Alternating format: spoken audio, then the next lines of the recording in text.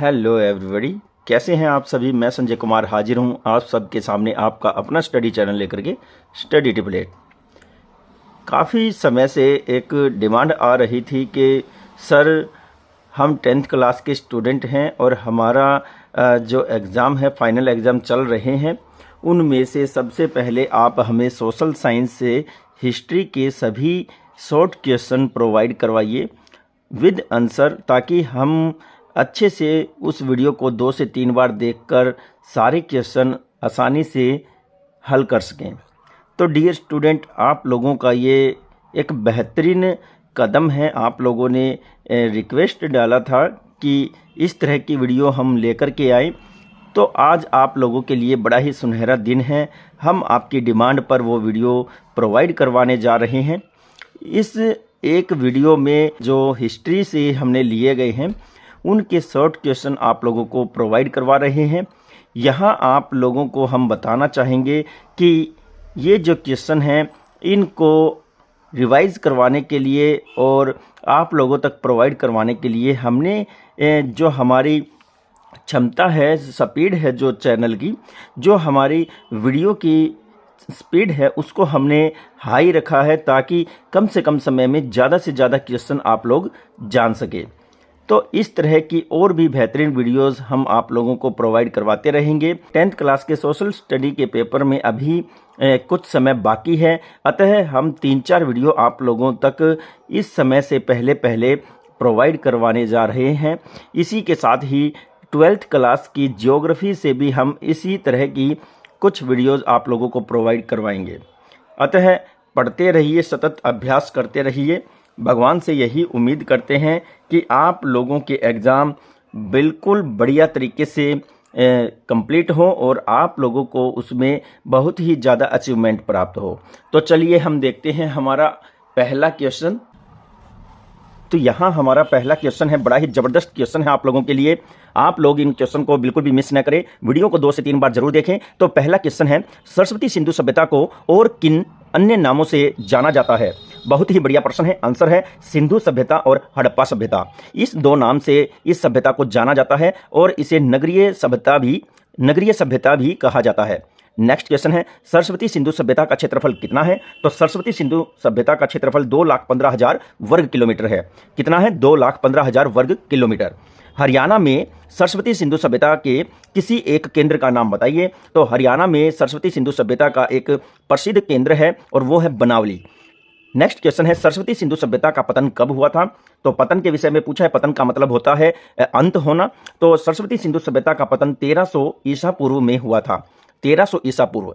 Next question है, मोहनजोदड़ो में मुख्य सड़कें और गलियां कितनी चौड़ी थी। तो मोहनजोदड़ो में जो मुख्य सड़कें होती थी, जो नगर और गांव को बाहर की जो मेन सड़कें होती थी उनसे जोड़ने का कार्य करने वाली जो सड़कें होती थी, और जो इस नगर की सड़कों को ग्रामीण क्षेत्र के अंदर तक जो जाने वाली गलियां थी, उनकी चौड़ाई हम दोनों का बताएंगे। तो मुख्य सड़कें 9.15 मीटर थी और गलियां 3.0 मीटर चौड़ी होती थी।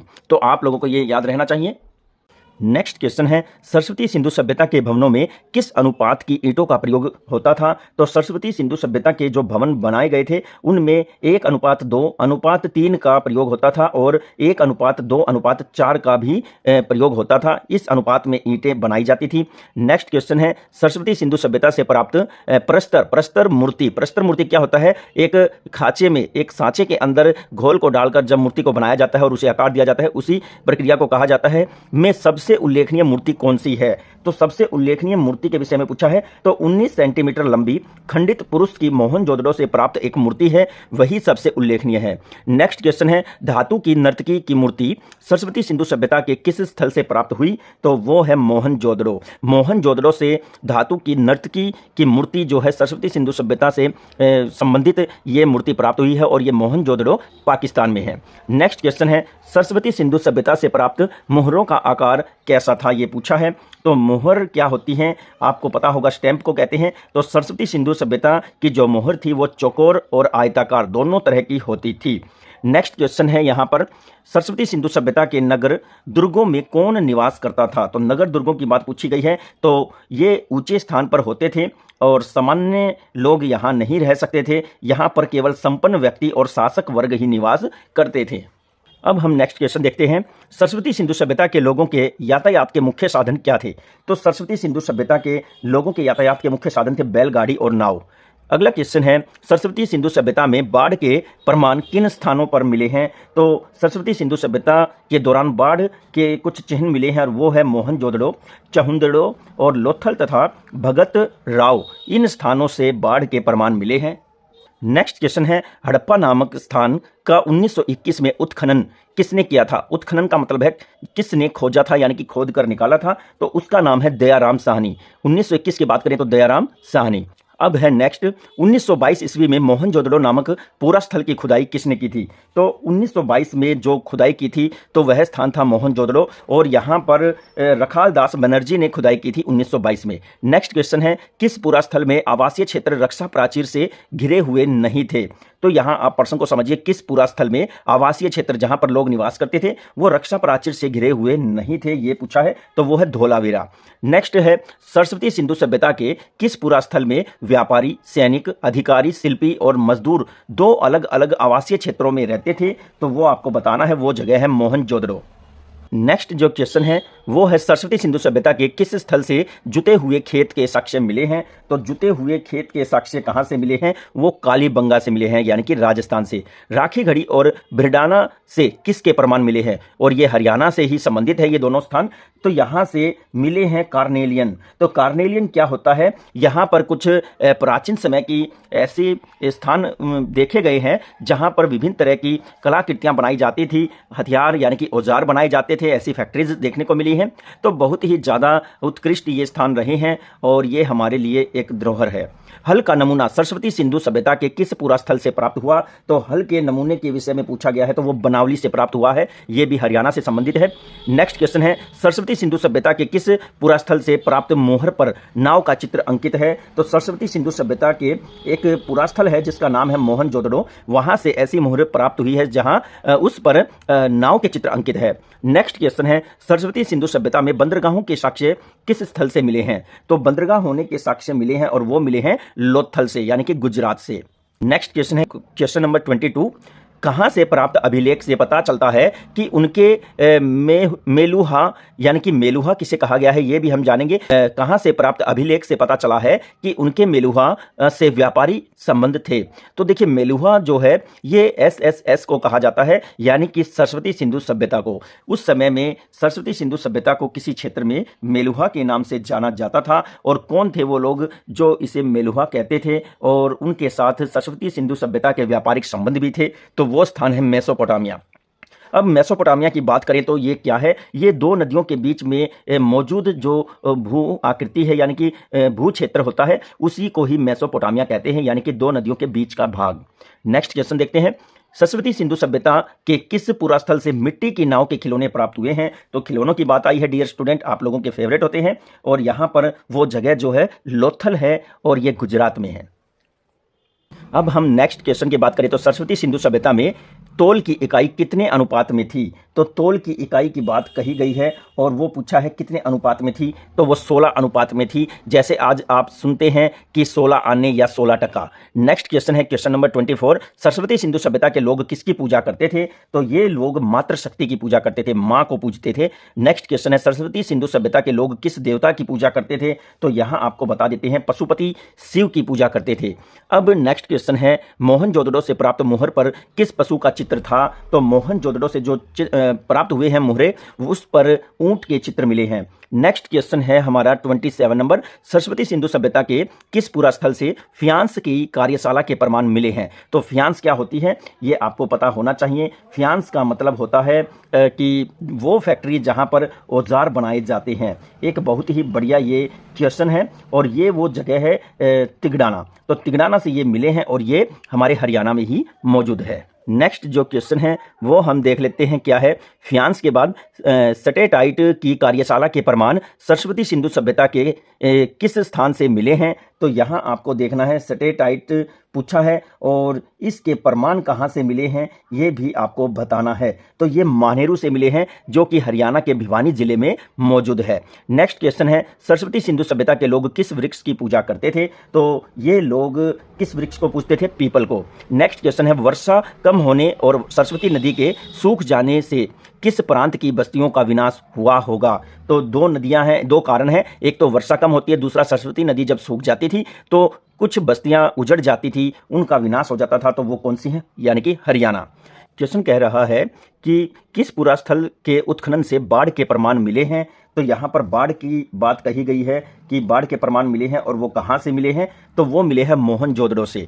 नेक्स्ट क्वेश्चन है कहाँ से मानव कंकालों के अध्ययन से पता चलता है कि महामारी के कारण सरस्वती सिंधु सभ्यता का पतन हुआ होगा? तो किसी स्थान पर प्राचीन जो मानव था उसके कंकाल मिले हैं और उनका अध्ययन करने से पता चला कि कोई महामारी फैलने की वजह से ये सभी लोग मरे हैं। तो ये भी मोहनजोदड़ो से ही प्राप्त हुए हैं। नेक्स्ट क्वेश्चन है हड़प्पा किस प्रांत में स्थित है? तो हड़प्पा की बात पूछी गई है तो वो पंजाब में स्थित है और ये पंजाब जो है वो पाकिस्तान में जो मौजूद है उस पंजाब में स्थित है। नेक्स्ट है मोहनजोदड़ो किस प्रांत में स्थित है? तो मोहनजोदड़ो पाकिस्तान के सिंध प्रांत में स्थित है। किस राज्य में सरस्वती सिंधु सभ्यता के पुरास्थल मिले हैं? तो राज्य की बात पूछी गई है तो यहाँ पर कोई एक राज्य नहीं है जहाँ पर सरस्वती सिंधु सभ्यता के पुरास्थल मिले हों।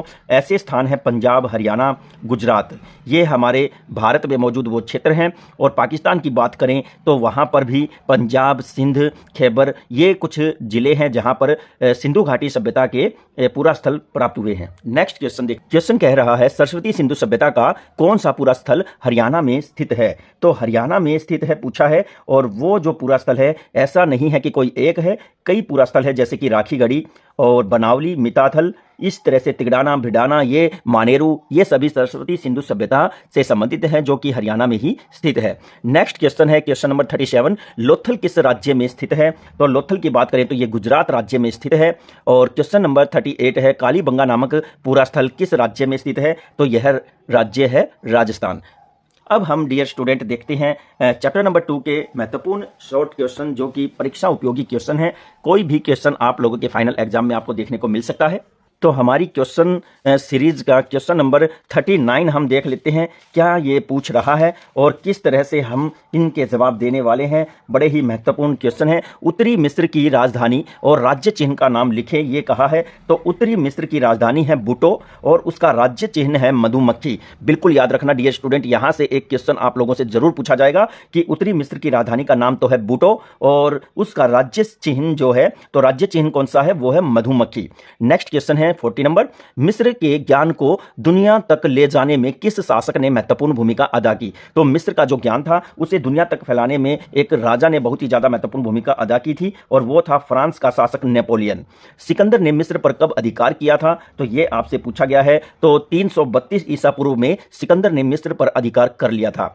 नेक्स्ट क्वेश्चन है सुमेरिया के नगर राज्य के स्वतंत्र शासक को क्या कहते थे? तो सुमेरिया के नगर राज्य के शासक को क्या कहते थे जो कि स्वतंत्र होता था? तो उसको कहते थे पटेसी। नेक्स्ट क्वेश्चन है सुमेरिया की लिपि को क्या कहा जाता था? तो सुमेरिया की लिपि को किलाक्षर लिपि कहा जाता था। क्या कहा जाता था? किलाक्षर। नेक्स्ट क्वेश्चन है 44 नंबर। तो यहां देखिए मध्य पूर्व की तरफ से आने वाली वह सामी भाषा बोलने वाली जाति का नाम लिखें। तो उस जाति का नाम है समेटिक। समेटिक जाति ही ये भाषा बोलती थी। तो क्वेश्चन है असुर बनीपाल की राजधानी का क्या नाम था? असुर बनीपाल की जो राजधानी थी उसका नाम था निनवे। नेक्स्ट क्वेश्चन है क्रीट की सभ्यता को पतन या क्रीट की सभ्यता के पतन के बाद किस सभ्यता का उदय हुआ? तो यहाँ क्रीट की सभ्यता के पतन के बाद माइसिनियन सभ्यता का उदय हुआ था। इलियड और ओडिसी नामक महाकाव्यों की रचना किसने की थी? तो यहाँ इलियड और ओडिसी नामक महाकाव्यों की रचना के विषय में पूछा है तो वो होमर ने की थी। नेक्स्ट क्वेश्चन है 48 नंबर। प्राचीन यूनान के प्रत्येक राज्य में 3 प्रकार के नागरिकों के नाम लिखे। तो 3 प्रकार के नागरिकों के नाम पूछा है। प्राचीन यूनान से संबंधित है ये क्वेश्चन। तो उसमें स्वतंत्र नागरिक, विदेशी नागरिक और दास, ये 3 प्रकार के नागरिक होते थे। क्वेश्चन नंबर 49 है यूनान की सभ्यता में दासों को क्या कहा जाता था? तो यूनान की सभ्यता में दासों को हलोट कहा जाता था। नेक्स्ट क्वेश्चन है यूरोप के प्रथम इतिहासकार हेरोडोटस को किस प्रसिद्ध यूनानी शासक के दरबार में संरक्षण प्राप्त था? तो उसे पेरिक्लीज के दरबार में संरक्षण प्राप्त था। अब है 51 नंबर क्वेश्चन, 7 पहाड़ियों का नगर किसे कहा जाता है? तो ये रोम है, जिसे 7 पहाड़ियों का नगर कहा जाता है। नेक्स्ट क्वेश्चन है, किस जाति ने रोम की सभ्यता के विकास और प्रसार में महत्वपूर्ण योगदान दिया था? तो रोम की सभ्यता के विकास और प्रसार में सहयोग करने वाली जो जाति है वो है एट्रुस्कन जाति। एट्रुस्कन जाति ने ऐसा किया था। नेक्स्ट क्वेश्चन है, रोम की सभ्यता में कर वसूलने वाले अधिकारी क्या कहलाते थे? तो वो अधिकारी सेंसर्स कहलाते थे। क्या कहलाते थे? सेंसर्स। नेक्स्ट क्वेश्चन है, रोम सभ्यता में किस शासक के युग को स्वर्ण युग कहा जाता है? तो ऐसा कौन सा शासक है जिसके युग को स्वर्ण युग कहा जाता है? तो वो है ऑगस्टस का युग। यह 31 ईसा पूर्व से 14 ईसा पूर्व तक रहा है। नेक्स्ट क्वेश्चन है, चीन में राजा को क्या कहते थे? तो चीन में राजा को वांग कहते थे। और चीन में प्रमुख दार्शनिक मत कौन से थे?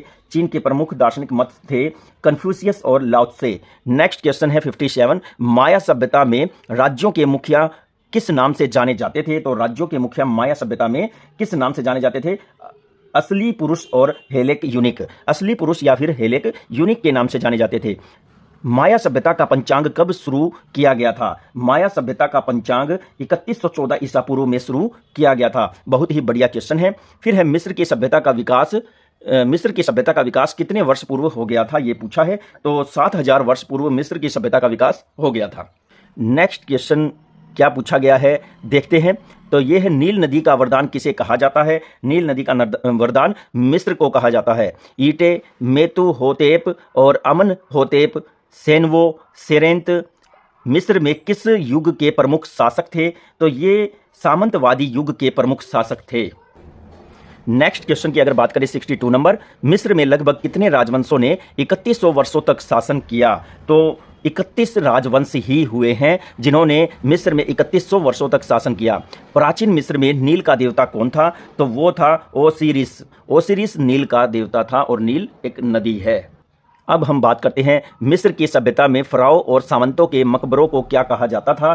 तो उनके मकबरों को पिरामिड कहा जाता था। अब है, मेसोपोटामिया के दक्षिणी भाग में किस नदी के किनारे बेबीलोनिया की सभ्यता का विकास हुआ? तो बेबीलोनिया की सभ्यता का विकास हेमराइट जो नदी थी उसके किनारे पर हुआ। असुर नामक नगर का संबंध किस सभ्यता से है? असुर नामक नगर का संबंध असीरिया की सभ्यता से है। असीरिया सभ्यता।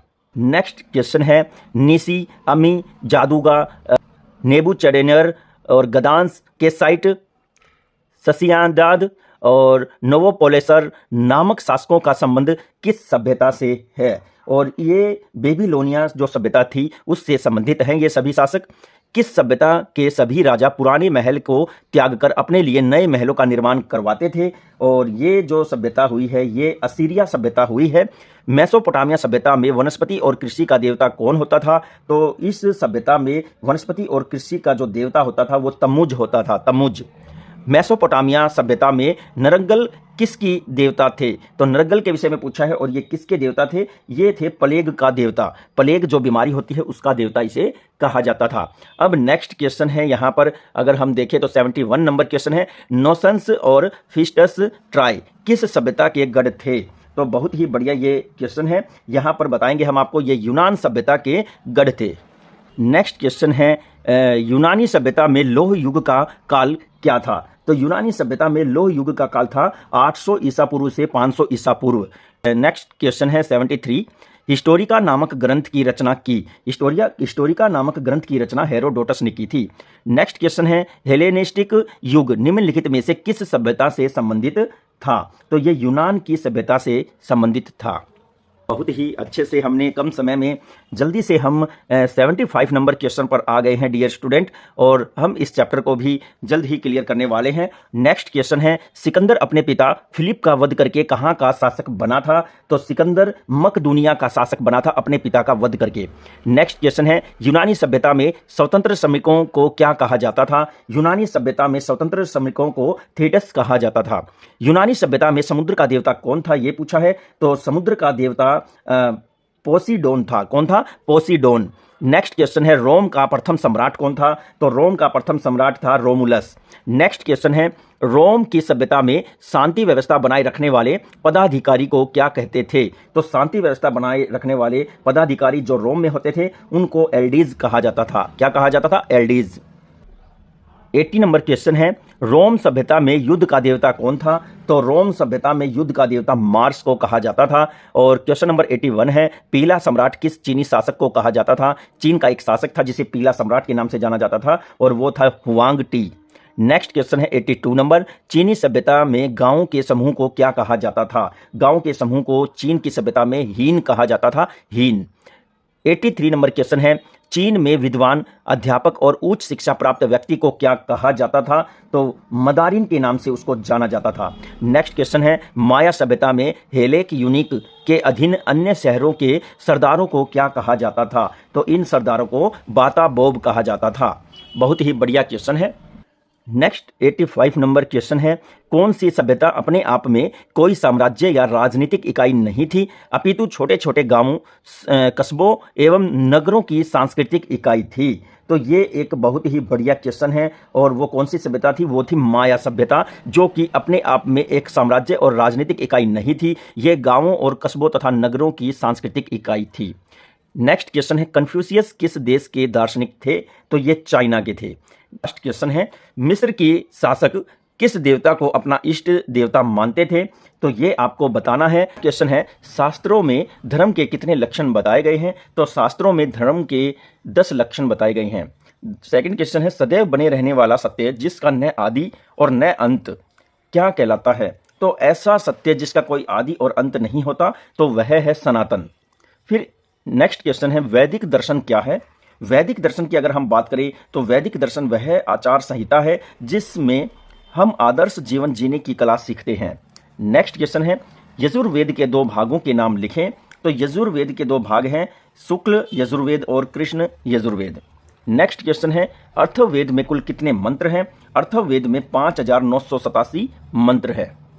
नेक्स्ट क्वेश्चन है, जैन दर्शन के सबसे पहले वह अंतिम तीर्थकर का नाम लिखे। तो जैन धर्म के सबसे पहले तीर्थकर ऋषभ देव हुए हैं और जो अंतिम तीर्थकर हुए हैं वो हुए हैं महावीर स्वामी।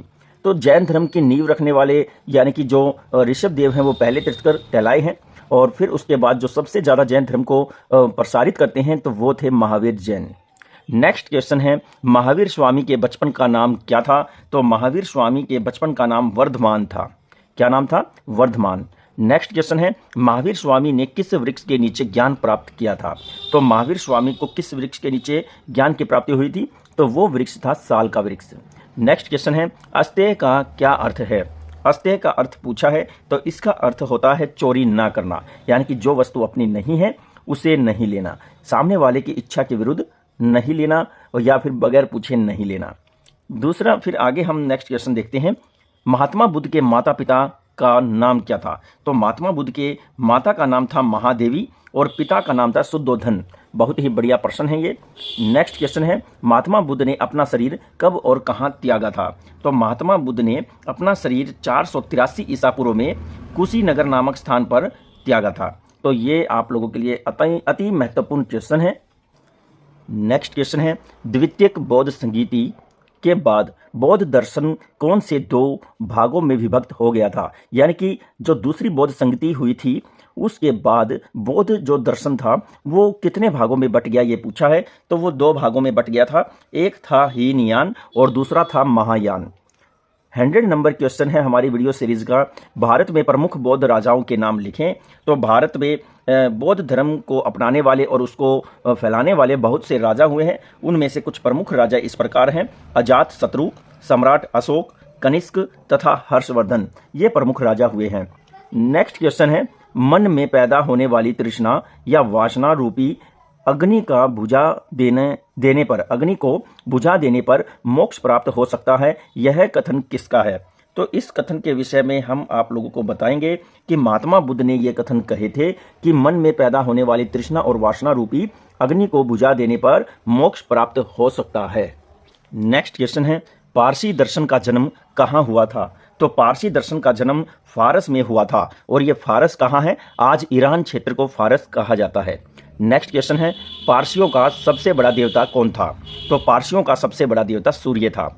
नेक्स्ट क्वेश्चन है, जरथुस्त्र का जन्म कहाँ हुआ था? जरथुस्त्र का जन्म पश्चिम ईरान के अजरबैजान प्रांत में हुआ था। नेक्स्ट क्वेश्चन है वर्तमान समय में भारत में पारसी कहाँ निवास करते हैं? तो वर्तमान समय में जो पारसी हैं वो अहुर मजदा में निवास करते हैं। नेक्स्ट क्वेश्चन है यहूदी दर्शन का आरंभ किसे माना जाता है या किस से माना जाता है? तो यहूदी दर्शन का आरंभ पैगंबर हजरत इब्राहिम से माना जाता है। नेक्स्ट क्वेश्चन है यहूदी ग्रंथ तनख किस भाषा में लिखित है? तो यहूदी ग्रंथ तनख इब्रानी यानी कि हिब्रू भाषा में लिखित है। नेक्स्ट क्वेश्चन है मूसा ने यहूदियों के धार्मिक शिक्षा कहाँ दी थी? तो मूसा ने यहूदियों को धार्मिक शिक्षा यरूशलेम में दी थी। कहाँ दी थी? यरूशलेम में।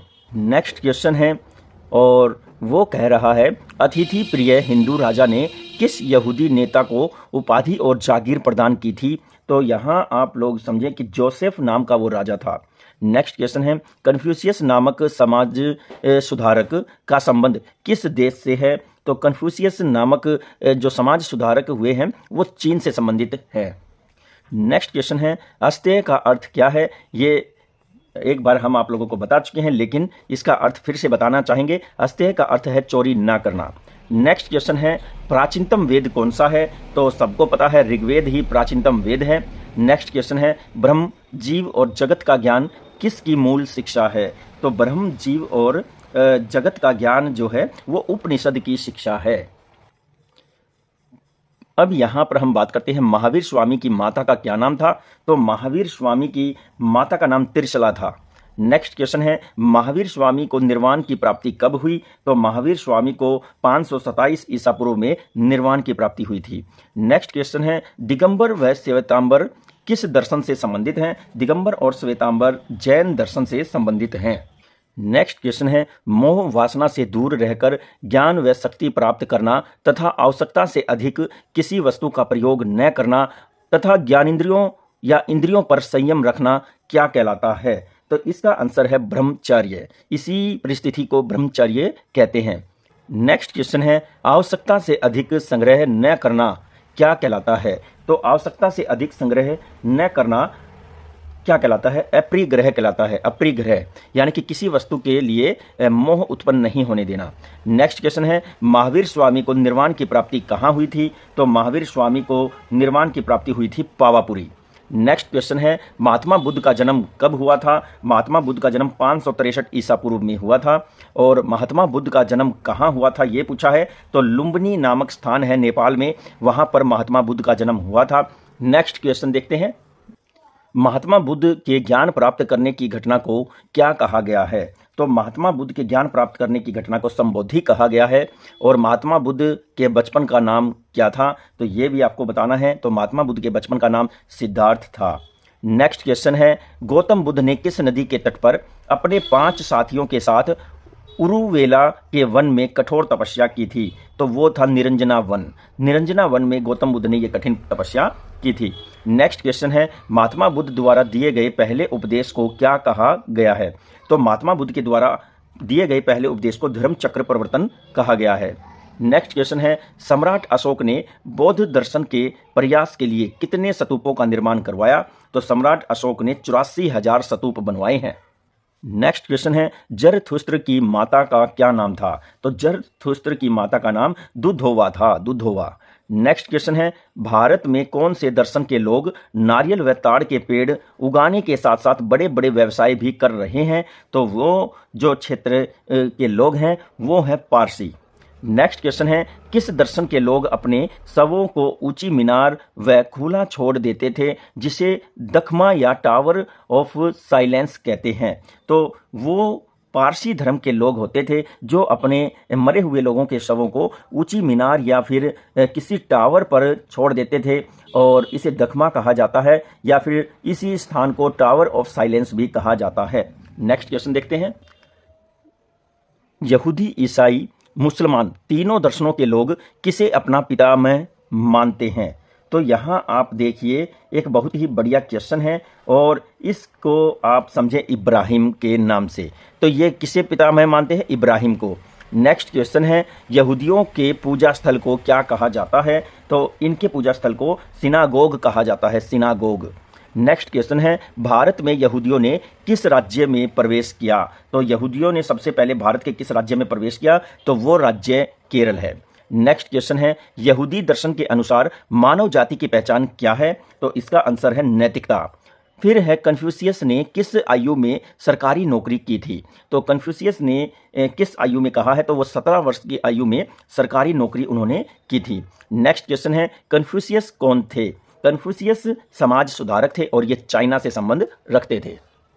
नेक्स्ट क्वेश्चन है, जैन दर्शन में कितने तीर्थकर हुए हैं? तो जैन दर्शन में कुल 24 तीर्थकर हुए हैं, पहले ऋषभदेव और अंतिम महावीर स्वामी। नेक्स्ट क्वेश्चन है, संसार का प्राचीनतम प्रमाणिक पवित्र एवं दार्शनिक साहित्य किसे माना जाता है? तो वो है वेद। नेक्स्ट क्वेश्चन है, वेदों की संख्या कितनी है? वेदों की संख्या 4 है। फिर पूछा गया है, कौन सा वेद भारतीय संगीत का मूल है? तो सामवेद से भारतीय संगीत की उत्पत्ति हुई है। कौन से वेद में कर्म की प्रधानता है? तो वो है यजुर्वेद, जिसमें कर्म की प्रधानता है। तो यहाँ नेक्स्ट क्वेश्चन देखते हैं, कौन से वेद में जन सामान्य से जुड़ी समस्याओं के समाधान और जीवन व समाज के नियमों का संकलन है? तो वो वेद कौन सा है? तो यहाँ आपको हम बता देना चाहते हैं, अर्थवेद है वो। नेक्स्ट क्वेश्चन है, त्रिरत्न का संबंध किस दर्शन से है? तो जैन दर्शन से त्रिरत्न का संबंध रहा है। नेक्स्ट क्वेश्चन है, महात्मा बुद्ध के घर त्यागने की घटना को बौद्ध साहित्य में क्या कहा गया है? तो उसे महाभिनिष्क्रमण कहा गया है। नेक्स्ट क्वेश्चन है, महात्मा बुद्ध के ज्ञान प्राप्त होने की घटना को क्या नाम दिया गया है? तो संबोधि के नाम से उस घटना को जाना जाता है। नेक्स्ट क्वेश्चन है, महात्मा बुद्ध ने पहला उपदेश सारनाथ में दिया था, बौद्ध साहित्य में इस घटना को क्या कहा गया है? तो बौद्ध साहित्य में इस घटना को धर्म चक्र प्रवर्तन कहा गया है।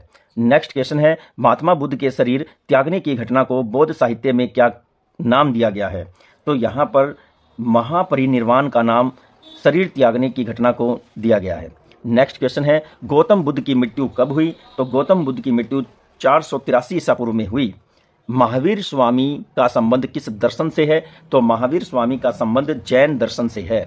महात्मा बुद्ध का संबंध किस दर्शन से है? तो बौद्ध दर्शन से महात्मा बुद्ध का संबंध रहा है। यूरोप में मध्यकाल को क्या कहा गया है? तो यूरोप में मध्यकाल को अंध युग कहा गया है। सेकंड क्वेश्चन है, यानी कि 151 क्वेश्चन है, मध्यकाल में किस धर्म के आगमन से भारतीय समाज में अनेक परिवर्तन हुए? तो वो है इस्लाम। इस्लाम के आगमन से भारतीय समाज में बहुत से परिवर्तन होते हैं। 152 नंबर क्वेश्चन है, मध्यकालीन यूरोपीय समाज कितने और कौन से वर्गों में विभाजित था? तो मध्यकालीन यूरोपीय समाज 3 वर्गों में विभाजित था। पहला वर्ग था जो हमारा पादरी वर्ग होता है वो, और दूसरा वर्ग था सामंत वर्ग, और तीसरा वर्ग था सामान्य जन। नेक्स्ट क्वेश्चन है, मध्यकालीन यूरोप में किस वर्ग पर समाज की रक्षा का भार था? तो सामंत वर्ग के कंधों पर समाज की सुरक्षा और रक्षा का भार होता था। फिर नेक्स्ट क्वेश्चन है, मध्यकालीन यूरोपीय समाज में कौन सा वर्ग सर्वोच्च था? तो मध्यकालीन यूरोपीय समाज में पादरी वर्ग सर्वोच्च माना गया था। नेक्स्ट क्वेश्चन है 155 नंबर क्वेश्चन, गिरजाघर क्या होता है? तो गिरजाघर ईसाइयों का उपासना घर होता है। नेक्स्ट क्वेश्चन है, यूरोप में छोटे सामंतों की भू संपदा को क्या कहा जाता था? तो यूरोप में छोटे सामंतों की भू संपदा को जागीर या फिर मेनर कहा जाता था। नेक्स्ट क्वेश्चन है, मध्यकालीन यूरोप में किसानों को अपनी आय का कितना हिस्सा चर्च को देना होता था? तो 10वां हिस्सा, अपनी आय का 10वां हिस्सा किसानों को मध्यकालीन यूरोप में चर्च के हवाले करना होता था। नेक्स्ट क्वेश्चन है, यूरोप में मठवाद का विकास कब हुआ? तो यूरोप में मठवाद का विकास 3री से 6ठी शताब्दी के बीच में हुआ था। नेक्स्ट क्वेश्चन है, मध्यकालीन यूरोप में योद्धा वर्ग के लोग क्या कहलाते थे? तो मध्यकालीन जो यूरोप था उसमें योद्धा वर्ग के लोग नाइट कहलाते थे। नेक्स्ट क्वेश्चन है, ऑक्सफोर्ड व कैम्ब्रिज विश्वविद्यालय कहाँ स्थित है? तो ये दोनों विश्वविद्यालय इंग्लैंड में स्थित हैं। नेक्स्ट क्वेश्चन है, मकतब क्या था? तो मकतब एक ऐसा विद्यालय था जहां विद्यार्थी अक्षर ज्ञान के साथ साथ धार्मिक शिक्षा ग्रहण करता था और मकतब कहलाता था। नेक्स्ट क्वेश्चन है, मध्यकालीन भारत में अपनी भूमि पर स्वयं काश्त करने वाले किसान क्या कहलाते थे? तो वो खुद काश्त कहलाते थे। नेक्स्ट क्वेश्चन है, मध्यकालीन भारत की किन्हीं 2 स्त्रियों के नाम बताओ जिन्होंने स्वयं आगे बढ़कर आक्रमणकारियों का सामना करने के लिए सेना का संचालन किया था? तो ऐसी 2 महिलाएं थी, रानी नायकी देवी और रानी दुर्गावती। नेक्स्ट क्वेश्चन है, मध्यकालीन भारत में स्त्रियों से संबंधित किन्हीं 2 कुप्रथाओं के नाम लिखें? तो ऐसी 2 कुप्रथाएं मध्यकालीन भारत के समय फैली हुई थी जो महिलाओं से संबंधित थी। एक थी सती प्रथा और दूसरी थी पर्दा प्रथा। क्वेश्चन ये कह रहा है मध्यकालीन भारत में किस आधार पर प्राथमिक शिक्षा का प्रचार प्रसार होता रहा। तो मध्यकालीन भारत की बात कही गई है तो गुरुकुल पद्धति के आधार पर शिक्षा का प्रचार प्रसार होता रहा है। नेक्स्ट क्वेश्चन है मध्यकाल में भारत में सुल्तानों और मुगलों ने किन भाषाओं को प्रोत्साहन दिया। तो सुल्तान और मुगल जब थे उस समय भारत के समय के दौरान किन भाषाओं को प्रोत्साहन दिया गया था, तो वो थी फारसी और अरबी।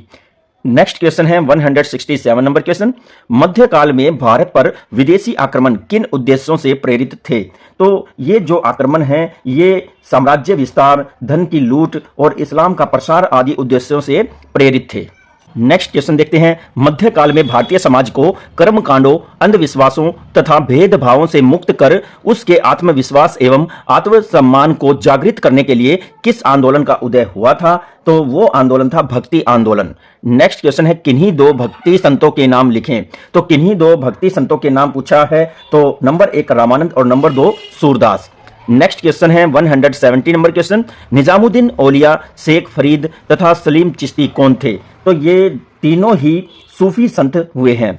नेक्स्ट क्वेश्चन है यूरोपीय समाज में पद सोपान में सबसे ऊपर कौन होता था। तो सबसे ऊपर राजा होता था। नेक्स्ट क्वेश्चन देखते हैं, यहां पर बड़े ही जबरदस्त क्वेश्चन है, तो वो देखिए कि मध्यकालीन यूरोपीय समाज में प्रथम वर्ग का क्या कार्य होता था। तो मध्यकालीन यूरोप में प्रथम वर्गीय जो होता था उसका कार्य होता था प्रार्थना करना। नेक्स्ट क्वेश्चन है, क्वेश्चन कह रहा है मध्यकालीन यूरोप में भूस्वामी क्या कहलाते थे। तो भूस्वामी को मध्यकालीन यूरोप में काउंट कहते थे।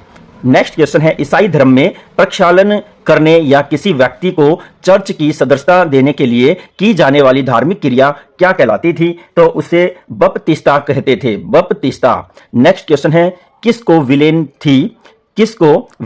थी कहा जाता है। तो विलेन थी कहा जाता है तो वो है अर्धदास को। अर्धदास को विलेन भी कहा जाता है, यहां थी नहीं है डियर स्टूडेंट, यहां पर भी है। नेक्स्ट क्वेश्चन है युद्ध में मारना और मरना किसकी वीरता का परिचायक था। तो ये नाइट की वीरता का परिचायक था। नेक्स्ट क्वेश्चन है मध्यकालीन यूरोप में किस भाषा में लिखित प्रार्थना पुस्तकों का पाठ कराया जाता था। तो वो है लेटिन। लेटिन भाषा में लिखित पुस्तकों का पाठ कराया जाता था। नेक्स्ट क्वेश्चन है विटेनबर्ग विश्वविद्यालय कहां स्थित है। तो विटेनबर्ग विश्वविद्यालय जर्मनी में स्थित है। नेक्स्ट क्वेश्चन है 15वीं से 18वीं सदी के बीच में जिस क्षेत्र के भूमि कर एकत्रित करने का अधिकार राज्य के पदाधिकारियों को सौंपा जाता था उसे क्या कहते थे। उसे क्या कहा जाता था, जागीर कहा जाता था, जागीर। नेक्स्ट क्वेश्चन है मध्यकाल में ग्रामीण सेवादारों का वर्ग जो काम के बदले फसल का एक भाग प्राप्त करते थे वो क्या कहलाते थे। तो उन्हें बलुतेदार कहा जाता था, बलुतेदार। नेक्स्ट क्वेश्चन है मध्यकालीन भारत में ऐसे किसान जो दूसरे गांवों में जाकर खेती करते थे वो क्या कहलाते थे। उनको पाही कास्त कहते थे। मध्यकालीन भारत में उन किसानों को क्या कहा जाता था जो किसी बड़े जमींदार की भूमि पर खेती करते थे तथा उन्हें उपज का एक हिस्सा प्राप्त होता था। तो उन्हें मुजारिया कहते थे, मुजारिया। नेक्स्ट क्वेश्चन है मध्यकाल में भारत में स्त्रियों की या स्त्रियों में कौन सी कुप्रथा प्रचलित थी। तो वो कुप्रथा एक नहीं थी, कई कुप्रथाएं थी। पहले भी एक क्वेश्चन में हम बता चुके हैं, जैसे कि बाल विवाह, पर्दा प्रथा, सती प्रथा और बहुत न जाने कितनी तरह की कुप्रथाएं प्रचलित थी। नेक्स्ट क्वेश्चन देखते हैं, बड़े ही जबरदस्त क्वेश्चन हैं। आप लोगों को इन क्वेश्चन को बार बार देखना और समझना चाहिए। ये सभी क्वेश्चन आपकी परीक्षाओं के साथ साथ कंपटीशन एग्जाम के लिए भी बड़े ही महत्वपूर्ण हैं। तो क्वेश्चन कह रहा है 184 नंबर क्वेश्चन है किस स्त्री ने पर्दा त्याग कर दिल्ली सल्तनत का सिंहासन संभाला था। तो वो रजिया सुल्तान थी। रजिया सुल्तान दास वंश की पहली शासिका बनी थी, मुस्लिम वंश की भी पहली शासिका बनी थी। दिल्ली की गद्दी पर बैठने वाली भारत की सबसे पहली एकमात्र ये सल्तनत की शासक बनी थी। नेक्स्ट क्वेश्चन है मध्यकाल में भारत में किस स्थान पर दासों की मंडियां लगती थी। तो एक स्थल ऐसा था भारत में मध्यकाल के दौरान, वहां पर दासों की मंडियां लगती थी। और वो कहां लगती थी वो हम आपको बता देना चाहते हैं। जैसे बड़े बड़े जो नगर होते थे, गोवा, दिल्ली, मेरठ आदि ऐसे नगरों में दासों की मंडियां लगती थी। नेक्स्ट क्वेश्चन है किसने नालंदा विश्वविद्यालय को आग के हवाले कर दिया था। तो नालंदा विश्वविद्यालय को बख्तियार खिलजी ने आग के हवाले कर दिया था। मोहम्मद गौरी का ये प्रमुख सेनापति था। नेक्स्ट क्वेश्चन है मध्यकाल में कौन सी वस्तु यूरोपीय बाजारों में आकर्षण आकर्षण का केंद्र थी। तो भारत के विषय से बढ़ते हुए अब हम यूरोपीय बाजारों के आकर्षण का केंद्र पता करने जा रहे हैं। तो वो क्या थी? वो थी मलमल। भारत में बनी मलमल यूरोपीय बाजारों में आकर्षण का केंद्र रही है। तो नेक्स्ट क्वेश्चन है हमारा, पद्मावत नामक ग्रंथ की रचना किसने की? तो पद्मावत नामक ग्रंथ की रचना यहाँ पर हम आपको बताना चाहेंगे कि ये मलिक मोहम्मद जायसी के द्वारा लिखा गया है। बड़ा ही जबरदस्त ये ग्रंथ है। नेक्स्ट क्वेश्चन है, भारत में विदेशी आक्रमणकारियों ने कब से कब तक आक्रमण किए? तो कब से कब तक आक्रमण किए हैं? तो स्टार्टिंग की अगर बात की जाए 636 ईस्वी में हो जाती है भारत पर विदेशी आक्रमण, लेकिन जो सफल आक्रमण हुआ था वो 712 में मोहम्मद बिन कासिम के द्वारा होता है और ये 1761 तक विदेशी आक्रमण होते हैं। तो यहाँ पर 636 ईस्वी से 1761 ईस्वी तक भारत पर विदेशी आक्रमण होते रहे हैं। नेक्स्ट क्वेश्चन है, तुगलकनामा के रचयिता कौन थे? तो तुगलकनामा के रचयिता अमीर खुसरो थे। 191 क्वेश्चन है, किस मुगल शासक ने युद्ध बंदियों को दास बनाने की प्रथा को बंद कर दिया था? तो एक ऐसा मुगल शासक था जिसके द्वारा एक बहुत ही अच्छी शुरुआत की गई थी। जब युद्ध होते थे तो बहुत सारे सैनिकों को, दुश्मन सैनिकों को बंदी बना लिया जाता था और उनको दास बनाकर रखा जाता था और इस प्रथा को अकबर ने समाप्त कर दिया था। नेक्स्ट क्वेश्चन है, पृथ्वीराज रासों के लेखक कौन थे? तो पृथ्वीराज रासों के लेखक चंद्रबरदाई थे। नेक्स्ट क्वेश्चन है, 1800 ईस्वी तक अविभाजित भारतीय उपमहाद्वीप के विषय में कहा गया है कि कुल जनसंख्या में मुस्लिम एवं हिंदुओं का कुल अनुपात कितना था? तो अनुपात की बात की जाए तो यहाँ पर 1:7 होता था, यानी कि हर जो 7 लोग होते थे उनमें 6 हिंदू होते थे और 1 मुसलमान होता था। नेक्स्ट क्वेश्चन है, रजत रंगिनी के लेखक कौन थे? रजत रंगिनी के लेखक आपको हम बताएं तो कल्हण थे। कौन थे? कल्हण। और इस चैप्टर का अंतिम क्वेश्चन है, बहुत ही जबरदस्त ये क्वेश्चन है, सूरसागर किसकी रचना है? तो सूरसागर सूरदास की ही रचना है। 196 नंबर क्वेश्चन है, ईसा मसीह का जन्म किस स्थान पर हुआ था? तो इस क्वेश्चन का आंसर है नजारेथ नामक स्थान पर। ईसा मसीह का जन्म हुआ था नजारेथ नामक स्थान पर। नेक्स्ट क्वेश्चन है, क्वेश्चन नंबर 197, ईसा मसीह के माता पिता का क्या नाम था? तो ईसा मसीह के माता पिता का नाम पूछा गया है। माता का नाम था मरियम और पिता का नाम था जोसेफ। नेक्स्ट क्वेश्चन है, जीसस के अनुयायी क्या कहलाते थे? तो जीसस के अनुयायी ईसाई कहलाते थे। नेक्स्ट क्वेश्चन है, ईसाईयत में अनुयायियों का उपासना घर क्या कहलाता है? तो गिरजाघर यानी कि चर्च कहलाता है। नेक्स्ट क्वेश्चन है, क्वेश्चन नंबर 200, ईसा मसीह के उपदेश किस ग्रंथ में संग्रहित हैं? ईसा मसीह के उपदेश बाइबल नामक ग्रंथ में संग्रहित हैं। नेक्स्ट क्वेश्चन है, किस मत के अनुयायी बाइबल के साथ साथ रोमन पोप को भी मानते हैं? तो बाइबल के साथ साथ रोमन पोप को मानने वाले ये किस मत के लोग हैं, ये पूछा है। तो हम आपको बता देते हैं, रोमन कैथोलिक मत के अनुयायी हैं ऐसे लोग जो ईसाईयत के साथ साथ यानी कि बाइबल के साथ साथ रोमन पोप को भी मानते हैं। नेक्स्ट क्वेश्चन है, रोमन कैथोलिक मत के अनुसार किसके माध्यम से ईश्वर तक पहुंचा जा सकता है? तो यहां पर पोप के माध्यम से ईश्वर तक पहुंचा जा सकता है, यह रोमन कैथोलिक मत के अनुसार माना गया है। नेक्स्ट क्वेश्चन है, हजरत मोहम्मद के पिता और माता का क्या नाम था? तो हजरत मोहम्मद के माता का नाम था अमीना। माता का नाम क्या था? अमीना। और पिता का नाम था अब्दुल्ला। तो दोनों के नाम हमने आपको बता दिए हैं, इनमें से एक का नाम भी पूछा जा सकता है। नेक्स्ट क्वेश्चन है, हजरत मोहम्मद के माता पिता की मृत्यु के बाद उनका पालन पोषण किसने किया था? तो उनका पालन पोषण उनके चाचा अबू तालिब ने किया था।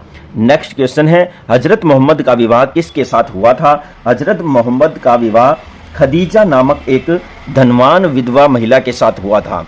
नेक्स्ट क्वेश्चन है, बहुत ही बढ़िया क्वेश्चन है, मोहम्मद ने मक्का के लोगों को क्या संदेश दिया? तो हजरत मोहम्मद ने मक्का के लोगों को संदेश दिया कि ईश्वर एक है और मैं उसका पैगंबर यानी कि दूत हूं। नेक्स्ट क्वेश्चन है, इस्लाम में हजरत मोहम्मद द्वारा मक्का छोड़कर मदीना जाने की घटना क्या कहलाती है? तो इस घटना को कहते हैं हिजरत। 208 नंबर क्वेश्चन है, और इस्लाम मोहम्मद के मूल मंत्रों को क्या कहा जाता है? ये पूछा गया है। तो इस्लाम मोहम्मद के मूल मंत्रों को कलमा कहा जाता है। नेक्स्ट क्वेश्चन है हजरत मोहम्मद की मृत्यु कब हुई? हजरत मोहम्मद की मृत्यु 632 ईस्वी में हुई थी। नेक्स्ट क्वेश्चन है किस खलीफा को छोड़कर शेष तीनों खलीफाओं की उनके विरोधियों द्वारा हत्या कर दी गई थी? तो वो खलीफा था अबू बकर। तो अबू बकर को छोड़कर के बाकी 3 खलीफाओं की मृत्यु उनके विरोधियों द्वारा कर दी गई थी। नेक्स्ट क्वेश्चन है अरब जगत की विभिन्न जातियों को संगठित करके एक राज्य के रूप में किसने परिवर्तित किया था? तो उसका नाम है हजरत मोहम्मद ने। नेक्स्ट क्वेश्चन है ईसाई मत का जन्म किस प्रदेश में हुआ था? ईसाई मत का जन्म फिलिस्तीन प्रदेश में हुआ था। नेक्स्ट क्वेश्चन है ईसाइयत व इस्लाम के टकराव को क्या कहा जाता है? ईसाइयत और इस्लाम के टकराव को क्रूसेड कहा जाता है। नेक्स्ट क्वेश्चन है किसके प्रयासों से यूरोप के लोग यरूशलेम पर ईसाइयों के पुनः अधिकार के लिए तैयार हो रहे थे? तो यहां आपको देखना है कि पीटर द हर्मिट के प्रयासों से जो यूरोप के लोग हैं वो यरूशलेम पर ईसाइयों के पुनः अधिकार के लिए तैयार हो रहे थे। 250 नंबर क्वेश्चन है बेंजेटाइन साम्राज्य की राजधानी का नाम पूछा गया है। तो इस साम्राज्य की राजधानी का नाम है कुस्तुनतुनिया। नेक्स्ट क्वेश्चन है फ्रांस के किस शासक के दल ने यरूशलेम को जीत लिया था? तो यहां आपको पता होना चाहिए रेमंड के दल ने यरूशलेम को जीत लिया था। नेक्स्ट क्वेश्चन है किसके आह्वान पर 1202 ईस्वी में यरूशलेम यात्रा पर जाने के लिए यूरोप की सेना संगठित हुई थी? तो वो था पोप इनोसेंट तृतीय के आह्वान पर। नेक्स्ट क्वेश्चन है पांचवा क्रूसेड कब हुआ था? तो पांचवा क्रूसेड 1217 ईस्वी से 1221 ईस्वी के बीच हुआ था।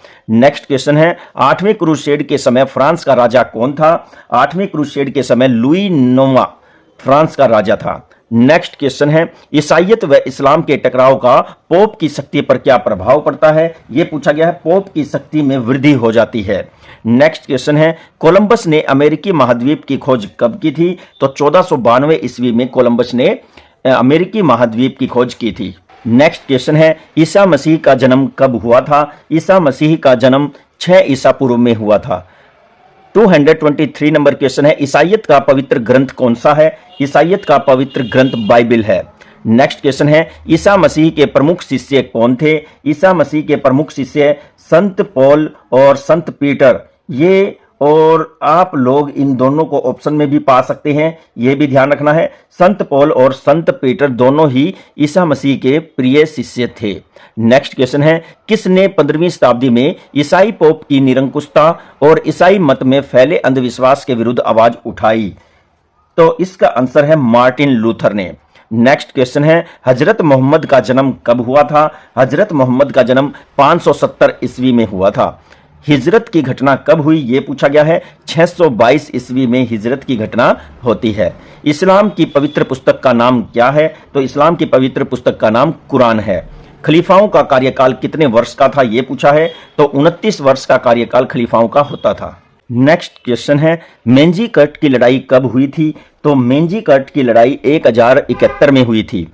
नेक्स्ट क्वेश्चन है क्रूसेड कितने अभियानों के समूह को कहा जाता है? तो 8 अभियानों के समूह को क्रूसेड कहा जाता है।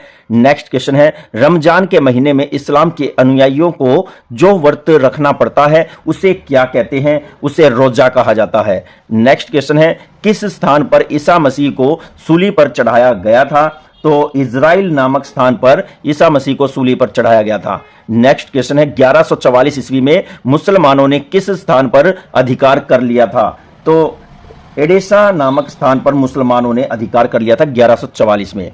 नेक्स्ट क्वेश्चन है कौन से क्रूसेड के दौरान जर्मन सम्राट रास्ते में मर गया था? तो वो जो क्रूसेड था वो था प्रथम क्रूसेड। नेक्स्ट क्वेश्चन है क्वेश्चन नंबर 236 नंबर। तो कौन से क्रूसेड में फ्रांस के शासक रेमंड के दल ने यरूशलेम को जीत लिया था? तो यहां पर तीसरा जो क्रूसेड था उसमें फ्रांस के शासक रेमंड के दल ने यरूशलेम को जीत लिया था। नेक्स्ट क्वेश्चन है हिजरी संवत का आरंभ कब हुआ? हिजरी संवत का आरंभ 622 ईस्वी से हुआ। किस देवता के माध्यम से मोहम्मद साहब को अपने अल्लाह के सत्य का प्रचार करने का आदेश मिला था? तो जिब्राइल नामक देवता के माध्यम से। नेक्स्ट क्वेश्चन है 7वां क्रूसेड कब से कब तक हुआ? तो सातवां क्रूसेड 1248 ईस्वी से 1254 ईस्वी तक हुआ था। नेक्स्ट क्वेश्चन है क्वेश्चन नंबर 240, कौन से क्रूसेड में फ्रांस के शासक लुई नवम की मृत्यु हो गई थी और अभियान रुक गया था? तो वो क्रूसेड था 8वां। नेक्स्ट क्वेश्चन है, किसने ऐसे मार्ग का पता लगाया जिससे अरबों की मध्यस्थता के बिना भी एशिया की वस्तुओं तक पहुंचा जा सकता था या अपनी पहुंच बनाई जा सकती थी? तो वो किसने पता लगाया था? वास्को डी गामा ने। नेक्स्ट क्वेश्चन है, ईसाई मत का प्रमुख कहलाता है? तो ईसाई मत का प्रमुख पोप कहलाता है। नेक्स्ट क्वेश्चन है, रोमन साम्राज्य का पतन हुआ? तो रोमन साम्राज्य का पतन कब हुआ? 5वीं सदी में हुआ। नेक्स्ट क्वेश्चन है, इस्लाम का उदय हुआ? इस्लाम का उदय 7वीं शताब्दी में हुआ था। क्वेश्चन है 245 नंबर क्वेश्चन, इस्लाम की पवित्र पुस्तक कुरान किस भाषा में लिखी गई है? तो यह पुस्तक अरबी भाषा में लिखी गई है। चैप्टर नंबर 6, हिस्ट्री से भारत पर विदेशी आक्रमण। तो एक के बाद एक चलते हुए हमने क्वेश्चन किए थे।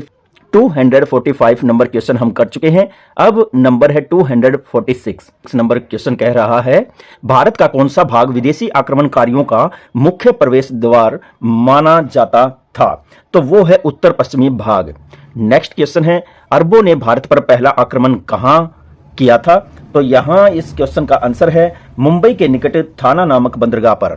नेक्स्ट क्वेश्चन है 248 नंबर क्वेश्चन, 660 ईस्वी में किस खलीफा के काल में अरबों ने सिंध पर स्थल मार्ग से पहली बार आक्रमण किया था? तो यहां पर 660 ईस्वी में अरबों ने सिंध पर आक्रमण किया था, तो खलीफा अबू बकर के काल में किया था वो आक्रमण, जो स्थलीय मार्ग से हुआ था। नेक्स्ट क्वेश्चन है, 661 ईस्वी से 680 ईस्वी के बीच खलीफा मुआविया के समय में सिंध पर कितनी बार आक्रमण किए गए? तो सिंध पर आक्रमण कितनी बार किए गए हैं ये पूछा है। 6 बार आक्रमण किए गए हैं। 250 नंबर क्वेश्चन है, मोहम्मद बिन कासिम ने सिंध पर आक्रमण कब किया था? तो मोहम्मद बिन कासिम ने सिंध पर 712 ईस्वी में आक्रमण किया था। नेक्स्ट क्वेश्चन है, राजा दाहिर के पुत्र का क्या नाम था? जैसिया। राजा दाहिर के पुत्र का नाम था जैसिया। नेक्स्ट क्वेश्चन है, अल्पतगिन ने गजनी में अपना राज्य कब स्थापित किया था? तो अल्पतगिन ने 962 ईस्वी में अपना राज्य गजनी में स्थापित किया था। नेक्स्ट क्वेश्चन है, महमूद गजनवी गजनी का शासक कब बना था? तो महमूद गजनवी 997 ईस्वी में गजनी का शासक बना था। नेक्स्ट क्वेश्चन है, 1001 ईस्वी में महमूद गजनवी ने किस हिंदू शाही शासक पर आक्रमण किया था? तो वो शासक था जयपाल। जयपाल पर उसने आक्रमण किया था। 255 नंबर क्वेश्चन है, महमूद गजनवी के आक्रमण के समय थानेसर में कौन सा प्रसिद्ध मंदिर था? तो वो प्रसिद्ध मंदिर चक्रस्वामी का मंदिर था। नेक्स्ट क्वेश्चन है, किस आक्रमणकारी ने भारत पर 1175 ईस्वी से 1206 ईस्वी तक आक्रमण किया था? तो वो आक्रमणकारी जो था मोहम्मद गोरी था। नेक्स्ट क्वेश्चन है, मोहम्मद गोरी ने भारत पर पहला आक्रमण कहां किया था? तो मोहम्मद गोरी ने भारत पर पहला आक्रमण मुल्तान में किया था। नेक्स्ट क्वेश्चन है, मोहम्मद गोरी के भारत पर आक्रमण के समय दिल्ली अजमेर पर किसका शासन था? तो दिल्ली अजमेर पर चौहान शासक पृथ्वीराज तृतीय का शासन था। नेक्स्ट क्वेश्चन है क्वेश्चन नंबर 259, चंदावर का युद्ध कब हुआ था? तो चंदावर का युद्ध 1194 ईस्वी में हुआ था। अब बात करते हैं नेक्स्ट क्वेश्चन की। 260 नंबर क्वेश्चन है, 1297 ईस्वी में मंगोलों ने किसके नेतृत्व में भारत पर आक्रमण किया था? तो मंगोलों ने कादिर खान के नेतृत्व में भारत पर आक्रमण किया था 1297 ईस्वी में। नेक्स्ट क्वेश्चन है, भारत पर मंगोलों के आक्रमण से उत्तर पश्चिम का कौन सा नगर बर्बाद हो गया था? तो वो जो नगर था वो लाहौर था। अब हमारा नेक्स्ट क्वेश्चन है, तैमूर कहाँ का शासक था? तो तैमूर समरकंद का शासक था। नेक्स्ट क्वेश्चन है, बाबर काबुल का शासक कब बना था? तो काबुल का शासक बना था पहले बाबर 1504 ईस्वी में वो काबुल का शासक बना था। नेक्स्ट क्वेश्चन है, बाबर का सबसे महत्वपूर्ण हमला कहां पर था? तो बाबर का सबसे महत्वपूर्ण हमला था दिल्ली सल्तनत पर। नेक्स्ट क्वेश्चन है, चंदेरी का युद्ध कब हुआ था? तो चंदेरी का युद्ध 1528 ईस्वी में होता है। और 271 नंबर क्वेश्चन है, करनाल का युद्ध कब हुआ था? करनाल का युद्ध 24 फरवरी 1739 ईस्वी को हुआ था। नेक्स्ट क्वेश्चन है पानीपत की तीसरी लड़ाई किसके बीच हुई थी? पानीपत की तीसरी लड़ाई अहमद शाह अब्दाली और मराठों के बीच में हुई थी। नेक्स्ट क्वेश्चन है किस खलीफा ने जल मार्ग की बजाय थल मार्ग से सिंध पर आक्रमण करने की योजना बनाई थी? तो वो था उमर। नेक्स्ट क्वेश्चन है किस स्थान पर मोहम्मद बिन कासिम और राजा दाहिर की सेनाओं के बीच 20 जून 712 ईस्वी को युद्ध हुआ था? तो वो अरोड़ नामक स्थान पर यह युद्ध हुआ था। नेक्स्ट क्वेश्चन है 275 नंबर क्वेश्चन किस स्थान पर महमूद गजनवी ने भगवान केशव की मूर्ति को अपमानित किया था? तो वो स्थान था मथुरा। नेक्स्ट क्वेश्चन है महमूद गजनवी का अंतिम आक्रमण कौन सा था? तो वो अंतिम आक्रमण जाटों पर आक्रमण था। नेक्स्ट क्वेश्चन है महमूद गजनवी की मृत्यु कब हुई थी? महमूद गजनवी की मृत्यु 1030 में हुई थी। बहुत ही बढ़िया ये क्वेश्चन है।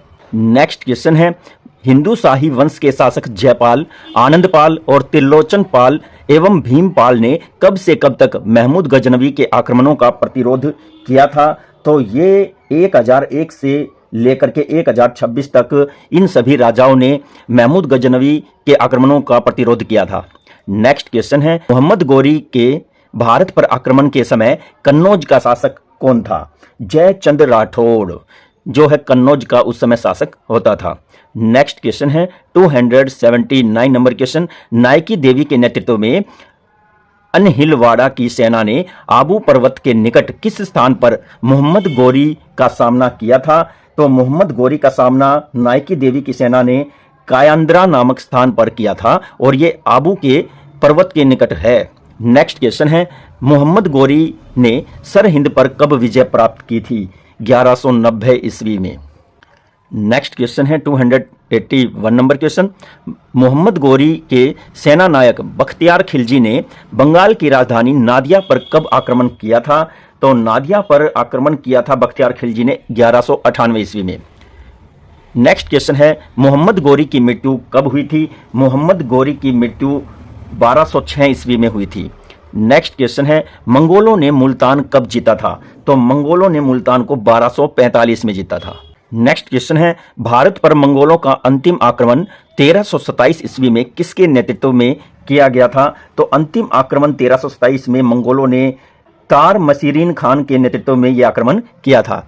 नेक्स्ट क्वेश्चन है बाबर फरगना का शासक कब बना? तो बाबर 1494 ईस्वी में फरगना का शासक बना था। बाबर ने अपने दूसरे आक्रमण के दौरान कहां पर विजय प्राप्त की थी? पेशावर नामक स्थान पर अपने दूसरे आक्रमण के दौरान विजय प्राप्त की थी।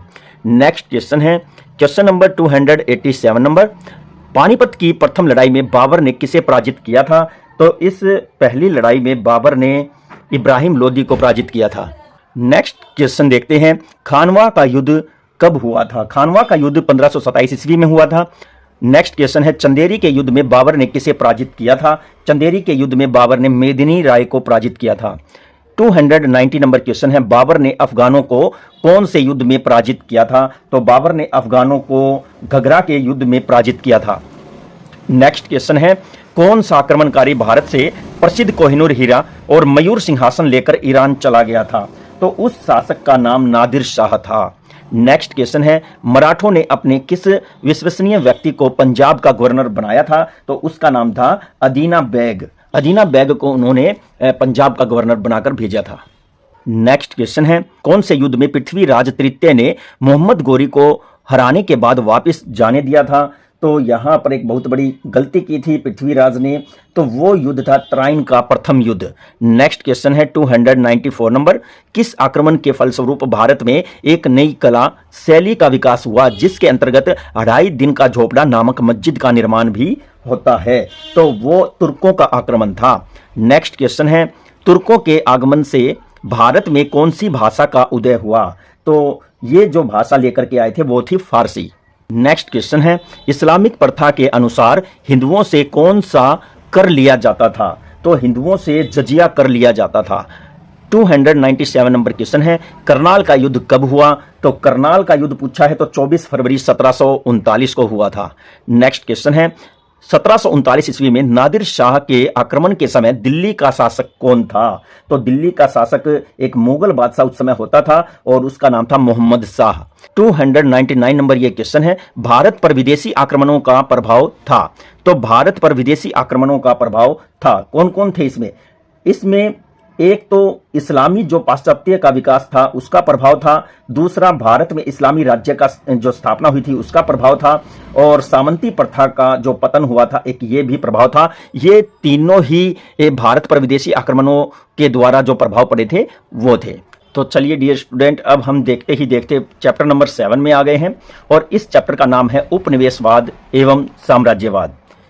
300 नंबर जो हमारा क्वेश्चन है इस चैप्टर का पहला क्वेश्चन माना जाएगा ये, और इसमें पूछा गया है उपनिवेशवाद का मुख्य आधार क्या था। तो उपनिवेश का मुख्य आधार वाणिज्यवाद था। नेक्स्ट क्वेश्चन है अमेरिका की खोज किसने की थी। अमेरिका की खोज कोलंबस ने की थी।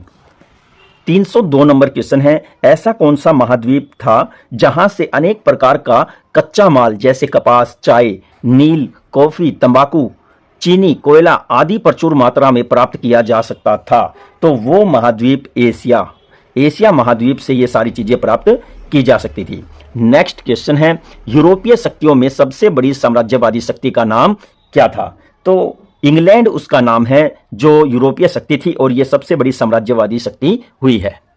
नेक्स्ट क्वेश्चन है भारत में अंग्रेजों और फ्रांसीसियों के बीच कर्नाटक के 3 युद्ध कब से कब तक हुए थे। तो ये 3 युद्ध हुए थे भारत में अंग्रेजों और फ्रांसीसियों के बीच में 1744 ईस्वी से लेकर के 1763 ईस्वी तक। नेक्स्ट क्वेश्चन है बक्सर का युद्ध कब हुआ था। तो बक्सर का युद्ध 1764 ईस्वी में हुआ था। और नेक्स्ट क्वेश्चन है 306 नंबर क्वेश्चन अंग्रेजों ने पंजाब पर अधिकार कब किया था।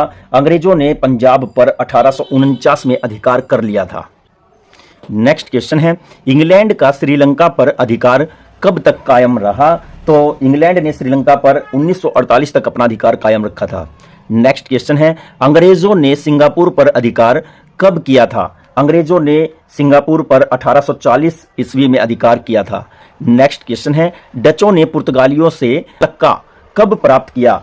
तो मलक्का के विषय में पूछा है 1641 में डचों ने पुर्तगालियों से मलक्का प्राप्त कर लिया था। नेक्स्ट क्वेश्चन है वास्को डी गामा किस देश का नाविक था। तो वह पुर्तगाल का नाविक था। नेक्स्ट क्वेश्चन है फ्रांस की भारतीय बस्तियों की राजधानी का नाम लिखे। तो फ्रांस ने जो भारत में अपनी बस्तियां बना रखी थी उनमें फ्रांस की राजधानी का नाम पांडिचेरी था।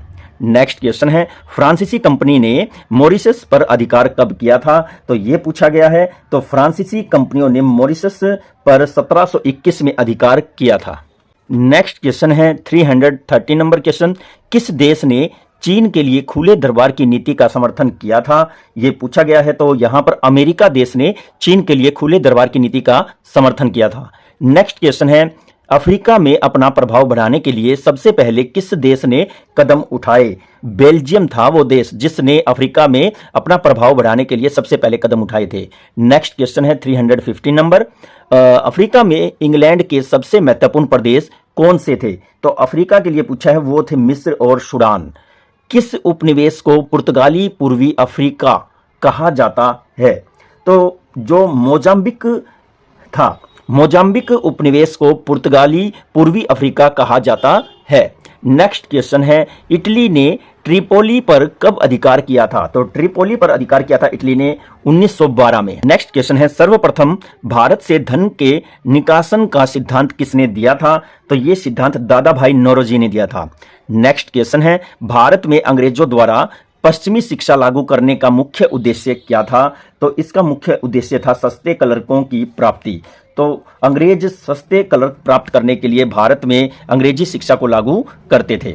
नेक्स्ट क्वेश्चन है 320 नंबर क्वेश्चन किस शताब्दी में साम्राज्यवाद के लिए अनुकूल परिस्थितियां विद्यमान थी। तो 19वीं शताब्दी में साम्राज्यवाद के लिए अनुकूल परिस्थितियां विद्यमान थी। नेक्स्ट क्वेश्चन है किस महाद्वीप के लोग स्वयं को अधिक सभ्य और श्रेष्ठ मानते थे। तो यूरोप महाद्वीप के लोग ऐसा मानते थे कि वो सबसे ज्यादा सभ्य और श्रेष्ठ हैं। नेक्स्ट क्वेश्चन है प्लासी का युद्ध कब हुआ था। तो प्लासी का युद्ध 1757 ईस्वी में हुआ था। अंग्रेजों ने टीपू सुल्तान को कब पराजित किया था। अंग्रेजों ने टीपू सुल्तान को 1799 ईस्वी में पराजित किया था। नेक्स्ट क्वेश्चन है कौन से युद्ध में विजय के बाद अंग्रेजों ने बंगाल, बिहार और उड़ीसा की दीवानी प्राप्त कर ली थी। तो वो युद्ध था बक्सर का युद्ध।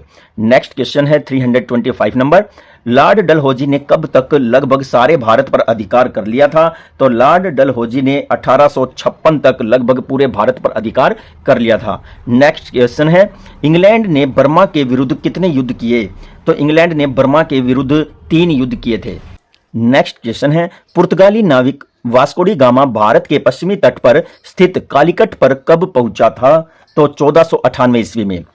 नेक्स्ट क्वेश्चन है, किस यूरोपीय शक्ति ने गोवा, दमन दीव, दादरा नगर हवेली आदि पर अधिकार किया? तो वो शक्ति थी पुर्तगाली। 330 नंबर क्वेश्चन है, रूस ने ताशकंद को रूसी साम्राज्य में कब सम्मिलित किया था? तो रूस ने 1865 में ताशकंद को रूसी साम्राज्य में मिला लिया था। नेक्स्ट क्वेश्चन है, प्रथम अफीम युद्ध कब से कब तक हुआ था? प्रथम अफीम युद्ध 1839 से 1842 ईस्वी तक हुआ था। नेक्स्ट क्वेश्चन है, किस महाद्वीप को अंध महाद्वीप कहा जाता है? तो अफ्रीका महाद्वीप को अंध महाद्वीप कहा जाता है। 333 नंबर क्वेश्चन है, कांगो फ्री स्टेट किस यूरोपीय शक्ति का उपनिवेश था? तो कांगो फ्री स्टेट ये बेल्जियम यूरोपीय महाशक्ति का उपनिवेश था। नेक्स्ट क्वेश्चन है 334 नंबर, किस अफ्रीकी देश ने इटली को पराजित किया था? तो ये पूछा गया है यहाँ पर। तो कौन सा अफ्रीकी देश था जिसने इटली को पराजित किया? तो वो था अबेसिनिया। नेक्स्ट क्वेश्चन है, poverty and un British rule in India के लेखक कौन थे? तो इसके लेखक थे दादा भाई नौरोजी। नेक्स्ट क्वेश्चन है 336 number, economic history of India नामक पुस्तक किसने लिखी थी? इकोनॉमिक हिस्ट्री ऑफ इंडिया नामक पुस्तक रमेश चंद्र दत्त ने लिखी थी। नेक्स्ट क्वेश्चन है, एक अनुमान के अनुसार 1758 ईस्वी से 1765 ईस्वी के मध्य भारत की लगभग कितनी संपदा इंग्लैंड भेजी गई? तो यहां पर एक आकलन किया गया है, तो वो थी 60 लाख पौंड। 60 लाख पौंड जो भारतीय धन संपदा है वो 1758 से 1765 के बीच इंग्लैंड भेज दी गई थी। नेक्स्ट क्वेश्चन है, जंजीबार किस यूरोपीय देश का उपनिवेश था? तो जंजीबार के विषय में पूछा है और ये जर्मनी का उपनिवेश था। 339 नंबर क्वेश्चन है, अंग्रेजों ने भारत में पाश्चात्य शिक्षा प्रणाली कब लागू की? तो पाश्चात्य शिक्षा प्रणाली के विषय में पूछा है, तो इसे लागू किया गया था 1835 ईस्वी में।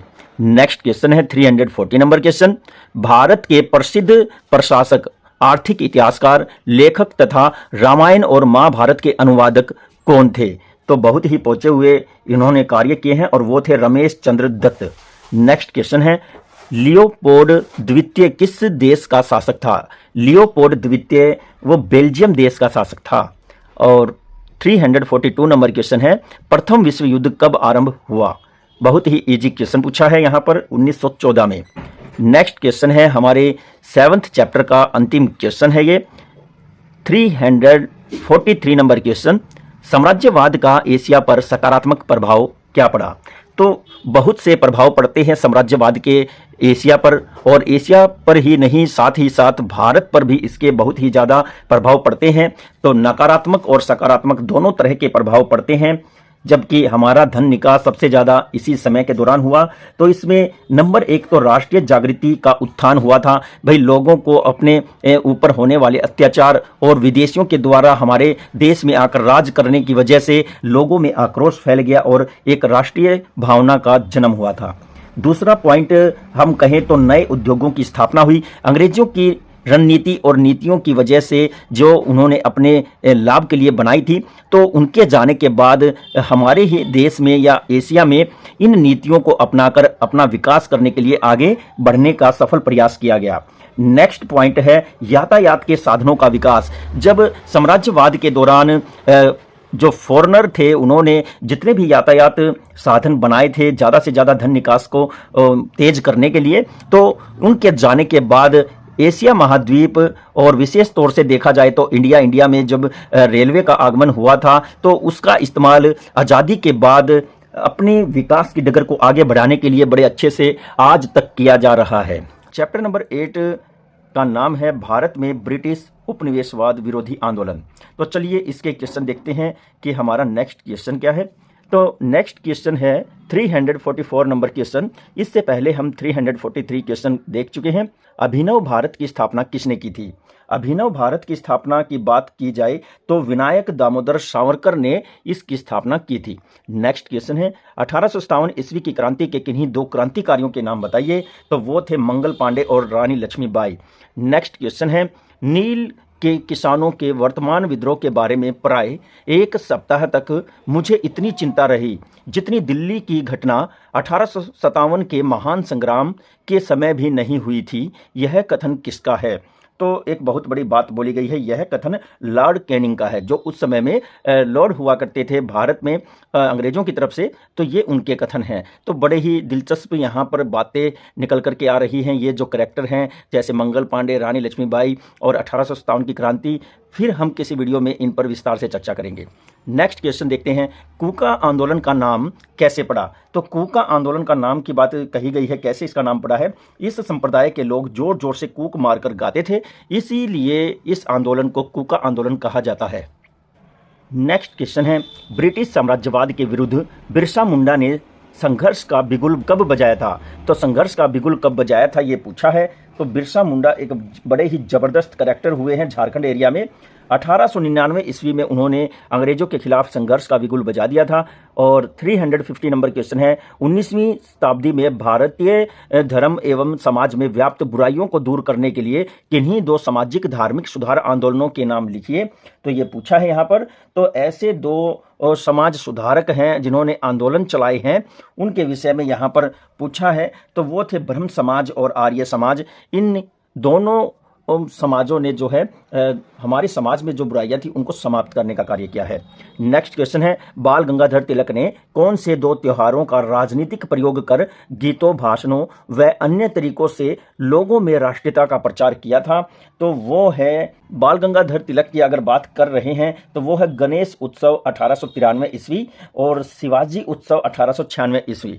नेक्स्ट क्वेश्चन देखते हैं, स्वदेशी व बहिष्कार के प्रमुख अस्त्रों का प्रयोग भारतीय राजनीति में सर्वप्रथम किसने किया था? तो वो थे राम सिंह कुका। नेक्स्ट क्वेश्चन है, होम रूल आंदोलन किसने चलाया था? तो होम रूल आंदोलन बाल गंगाधर तिलक और एनी बेसेंट ने चलाया था। नेक्स्ट क्वेश्चन है, मित्र मेला और अभिनव भारत नामक संस्थाओं की स्थापना किसने की? तो मित्र मेला और अभिनव भारत नामक संस्थाओं की स्थापना विनायक दामोदर सावरकर ने की थी। नेक्स्ट क्वेश्चन है 355 नंबर क्वेश्चन, बंगाल में क्रांतिकारी आंदोलन के जन्मदाता कौन थे?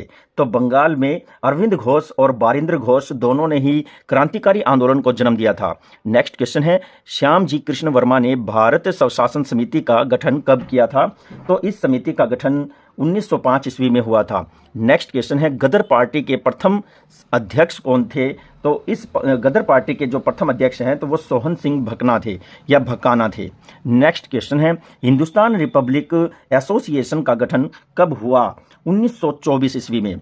नेक्स्ट क्वेश्चन है, साइमन कमीशन किसके नेतृत्व में भारत आया था? तो सर जॉन साइमन के नेतृत्व में भारत साइमन कमीशन आता है। नेक्स्ट क्वेश्चन है 360 नंबर क्वेश्चन है, 1938 ईस्वी और 1939 ईस्वी में कांग्रेस का अध्यक्ष किसे चुना गया था? और सुभाष चंद्र बोस को कांग्रेस का अध्यक्ष इस समय के दौरान चुना गया था। नेक्स्ट क्वेश्चन है, आज़ाद हिंद फौज का पुनर्गठन किसने किया था?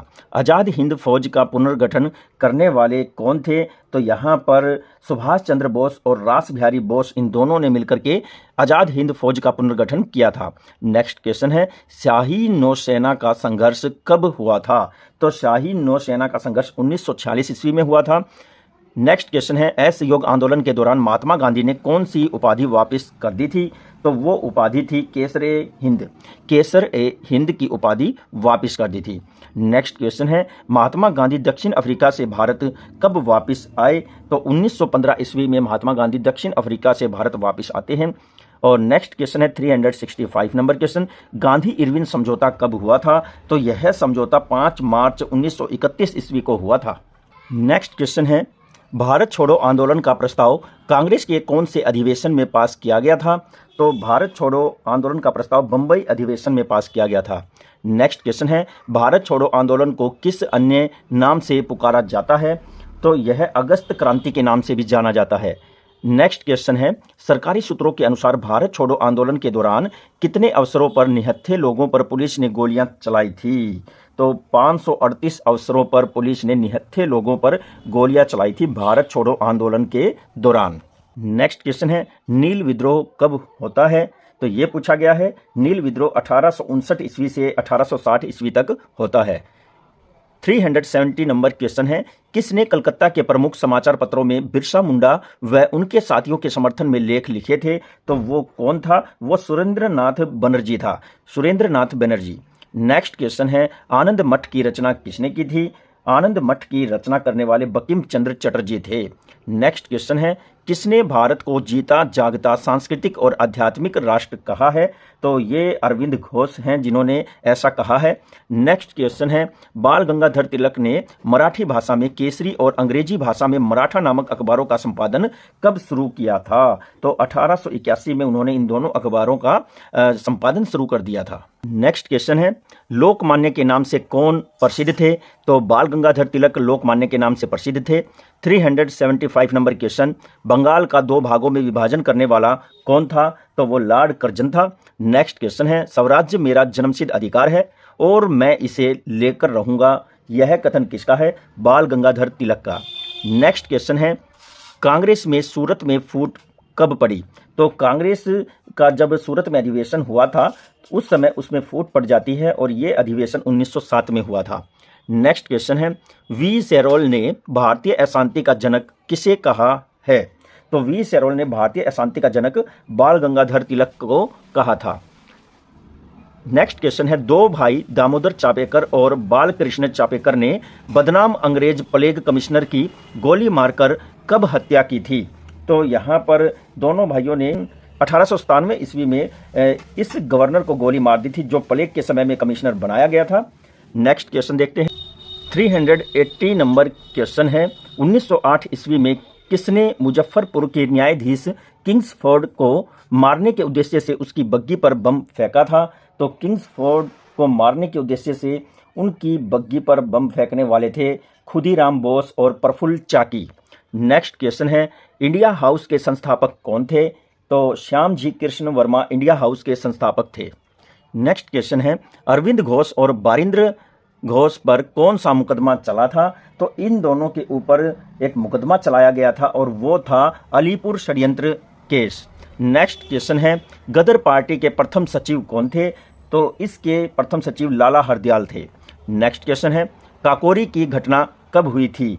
काकोरी की घटना 9 अगस्त 1925 ईस्वी को हुई थी। क्वेश्चन नंबर 385 नंबर क्वेश्चन है, साइमन कमीशन भारत कब आया था? बिल्कुल इजी क्वेश्चन है यहाँ पर। 1928 ईस्वी को ये कमीशन भारत आता है। नेक्स्ट क्वेश्चन है, भगत सिंह, राजगुरु और सुखदेव को फांसी कब दी गई थी? 23 मार्च 1931 ईस्वी को। और नेक्स्ट क्वेश्चन है, दिल्ली चलो और जय हिंद का नारा किसने दिया था? तो ये बहुत ही बढ़िया क्वेश्चन है, सुभाष चंद्र बोस ने ये दोनों नारे दिए थे। नेक्स्ट क्वेश्चन है 388 नंबर क्वेश्चन, नौसेना के भारतीय सैनिकों ने तलवार नामक जहाज पर आंदोलन कब किया था? तो तलवार नामक जहाज पर 1946 ईस्वी को आंदोलन किया था। नेक्स्ट क्वेश्चन है, चोरी चोरा की घटना कब हुई थी? तो चोरी चोरा की घटना 5 फरवरी 1922 को होती है। नेक्स्ट क्वेश्चन है, ब्रिटिश प्रधानमंत्री रेमजे मैकडोनाल्ड ने राष्ट्रीय आंदोलन को कमजोर करने के लिए सांप्रदायिक निर्णय की घोषणा कब की? 16 अगस्त 1932 ईस्वी को ये घोषणा की गई थी। नेक्स्ट क्वेश्चन है 391, अगस्त 1942 ईस्वी को कौन सी घटना हुई? तो यह जो घटना थी वो थी अगस्त क्रांति। नेक्स्ट क्वेश्चन है, रेवाड़ी 57 ईस्वी की क्रांति का नेतृत्व किसने किया था? राव तुलाराम। नेक्स्ट क्वेश्चन है, खोंड आंदोलन का नेता कौन था? खोंड आंदोलन का नेता चक्र बिश्नोई थे। 394 नंबर क्वेश्चन है, लखनऊ में 1857 ईस्वी की क्रांति का नेता कौन था? तो लखनऊ से 1857 की क्रांति का नेतृत्व करने वाले बेगम हजरत महल थी। नेक्स्ट क्वेश्चन है, कोल विद्रोह कहाँ हुआ था? कोल विद्रोह झारखंड में हुआ था। और बल्लभगढ़ में 1857 ईस्वी की क्रांति का नेता कौन था? बल्लभगढ़ में राजा नाहर सिंह इस क्रांति का नेतृत्व कर रहे थे। क्वेश्चन नंबर 397, खासी विद्रोह का नेतृत्व किसने किया था? तो इस विद्रोह का नेतृत्व करने वाले राजा तीरथ सिंह थे। नेक्स्ट क्वेश्चन है, इलाहाबाद में 1857 ईस्वी की क्रांति का नेता कौन था? अलबेल सिंह यहाँ पर इस क्रांति का नेतृत्व करते हैं। और 399 नंबर क्वेश्चन, गांधी जी ने दांडी यात्रा कितने दिन में पूरी की थी? 24 दिन में। 400 क्वेश्चन है, गांधी जी ने नमक कानून कब तोड़ा था? 6 अप्रैल 1930 को। नेक्स्ट क्वेश्चन है, आज़ाद हिंद फौज के अधिकारियों पर किस स्थान पर मुकदमा चलाया गया था? तो यहाँ पर आज़ाद हिंद फौज की बात की जाए और उनके अधिकारियों पर जो केस चलाया गया था, वो केस चलाया गया था दिल्ली में, दिल्ली के लाल किले में। नेक्स्ट क्वेश्चन है, लाहौर षड्यंत्र जो हुआ था उस केस में किसे फांसी की सज़ा हुई थी? तो उस केस में फांसी की सज़ा जिनको हुई थी उनके नाम है भगत सिंह, सुखदेव और राजगुरु। नेक्स्ट क्वेश्चन है, कामागाटा मारू क्या था? यह एक समुद्री जहाज था। नेक्स्ट हमारा जो चैप्टर है वो है चैप्टर नंबर 9। ये हिस्ट्री की बुक से हमारा लास्ट चैप्टर है। इस चैप्टर का नाम है स्वतंत्र भारत के 50 वर्ष। 404 नंबर क्वेश्चन है, राज्य पुनर्गठन आयोग की स्थापना कब हुई? इस आयोग की स्थापना 1953 ईस्वी में हुई थी। नेक्स्ट क्वेश्चन है, भारत का लौह पुरुष कौन थे? तो भारत के लौह पुरुष सरदार वल्लभ भाई पटेल थे। नेक्स्ट क्वेश्चन है, श्रीलंका किस महासागर में स्थित है? हिंद महासागर में। नेक्स्ट क्वेश्चन है, संयुक्त राष्ट्र संघ की स्थापना कब हुई? 24 अक्टूबर 1945 ईस्वी को। नेक्स्ट क्वेश्चन है, भारत में आर्थिक उदारीकरण की नीति कब अपनाई? तो भारत ने आर्थिक उदारीकरण की नीति 1991 में अपनाई थी। नेक्स्ट क्वेश्चन 409, योजना आयोग की स्थापना कब हुई? 15 मार्च 1950 ईस्वी को योजना आयोग की स्थापना होती है। नेक्स्ट क्वेश्चन है, भारत का विभाजन अंग्रेजों की कौन सी नीति का परिणाम था? फूट डालो और राज करो की नीति। नेक्स्ट क्वेश्चन है, द्विराष्ट्र सिद्धांत किसने दिया था? यह सिद्धांत जिन्ना ने दिया था। नेक्स्ट क्वेश्चन है, भारत के प्रथम गृह मंत्री कौन थे? सरदार वल्लभ भाई पटेल। नेक्स्ट क्वेश्चन है, स्वतंत्रता के समय भारत में कितनी रियासतें थी? 565 रियासतें थी। 440 नंबर क्वेश्चन, किस धारा के अंतर्गत जम्मू कश्मीर को विशेष राज्य का दर्जा मिला हुआ था? तो वो थी धारा 370। नेक्स्ट क्वेश्चन है, भारत की स्वतंत्रता के समय जम्मू कश्मीर का शासक कौन था? तो भारत की स्वतंत्रता के समय महाराज हरि सिंह जम्मू कश्मीर के शासक थे। नेक्स्ट क्वेश्चन है, संविधान क्या होता है? तो संविधान किसी देश का शासन चलाने के लिए नियम और कानूनों का दस्तावेज ही संविधान होता है। नेक्स्ट क्वेश्चन है, संविधान सभा की प्रारूप समिति के अध्यक्ष कौन थे? Doctor Bhimrao Ambedkar. Next question है, भारतीय संविधान को बनाने का मूल आधार क्या था? यहाँ पर मूल आधार पूछा है तो जनता की भावना। नेक्स्ट क्वेश्चन है, भारत ने प्रथम आम चुनाव में लोकसभा में कुल कितनी सीटें थी? 489। नेक्स्ट क्वेश्चन है क्वेश्चन नंबर 420, राज्य पुनर्गठन अधिनियम कब पास किया गया था? 1956 ईस्वी को। नेक्स्ट क्वेश्चन है, भारतीय सेना ने पुर्तगालियों को भारत से कब खदेड़ा था? 1961 में। नेक्स्ट क्वेश्चन है, राज्य पुनर्गठन अधिनियम 1956 ईस्वी के द्वारा भारत में कितने राज्य और केंद्र शासित प्रदेशों की व्यवस्था की गई थी? 14 राज्य और 6 केंद्र शासित प्रदेश। नेक्स्ट क्वेश्चन है, इंदिरा गांधी की सरकार किस नारे के साथ 1971 में सत्ता में काबिज हुई थी? तो नारा था गरीबी हटाओ। नेक्स्ट क्वेश्चन है, भारत में आपातकाल कब समाप्त हुआ? तो 21 मार्च 1977 को आपातकाल समाप्त हुआ। 425 नंबर क्वेश्चन है, भारत के उत्तर पूर्व में कौन से पड़ोसी देश हैं? भूटान और बांग्लादेश। नेक्स्ट क्वेश्चन है, भारत ने साम्यवादी चीन को कब मान्यता प्रदान की? 1 जनवरी 1950 ईस्वी को। नेक्स्ट क्वेश्चन, बांग्लादेश को 1947 ईस्वी से 1971 ईस्वी तक क्या कहा जाता था? पूर्वी पाकिस्तान। नेक्स्ट क्वेश्चन है, संयुक्त राष्ट्र संघ की स्थापना कब हुई? तो 24 अक्टूबर 1945 को संयुक्त राष्ट्र संघ की स्थापना हुई। नेक्स्ट क्वेश्चन है, भारत एक गणतंत्र कब बना? 26 जनवरी 1950 को। और 430 नंबर क्वेश्चन है, संविधान सभा के अध्यक्ष यानी कि स्थायी अध्यक्ष कौन थे? तो वो थे doctor Rajendra Prasad Sharma. Next question है, पाकिस्तानी सेना तथा कबालियों ने मिलकर जम्मू कश्मीर पर कब आक्रमण किया? 22 अक्टूबर 1947 ईस्वी को। नेक्स्ट क्वेश्चन, भारतीय संसद द्वारा जम्मू कश्मीर की धारा 370 के तहत मिला विशेष राज्य का दर्जा कब समाप्त किया गया?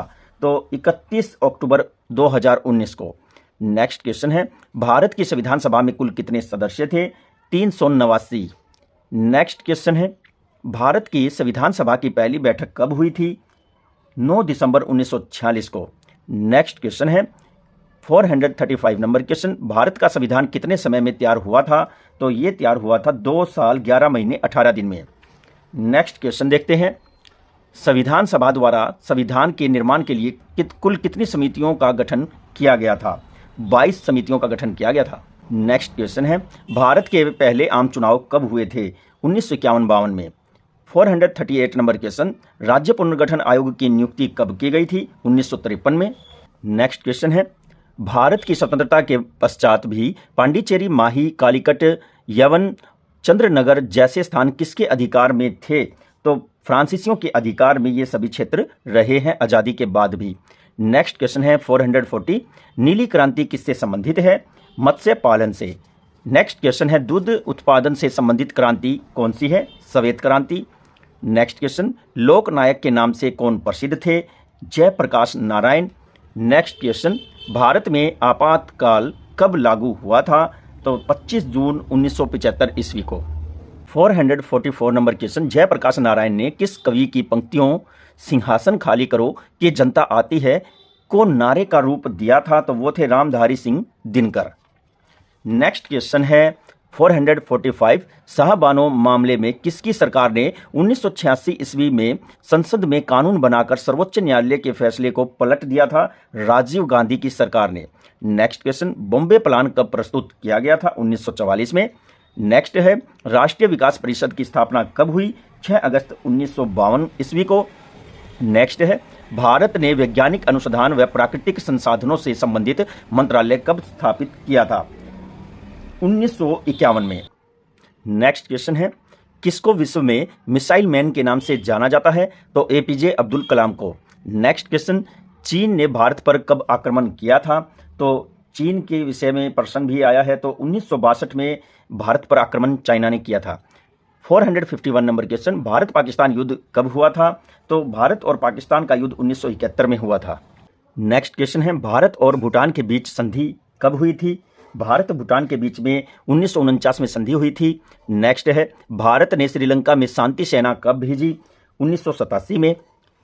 454 नंबर क्वेश्चन, 6 दिसंबर 1971 ईस्वी को बांग्लादेश को मान्यता देने वाला पहला देश कौन सा था? तो वो पहला देश भारत था। नेक्स्ट क्वेश्चन है, अपनी भौगोलिक स्थिति के कारण किस देश को दक्षिण पूर्व एशिया का प्रवेश द्वार कहा जाता है? तो वो है म्यांमार। नेक्स्ट क्वेश्चन है, भारत और म्यांमार की कितने किलोमीटर से भी अधिक सीमाएं आपस में लगती हैं? 1600 किलोमीटर। नेक्स्ट है 457 नंबर क्वेश्चन, भारत सोवियत मैत्री संधि कब हुई थी?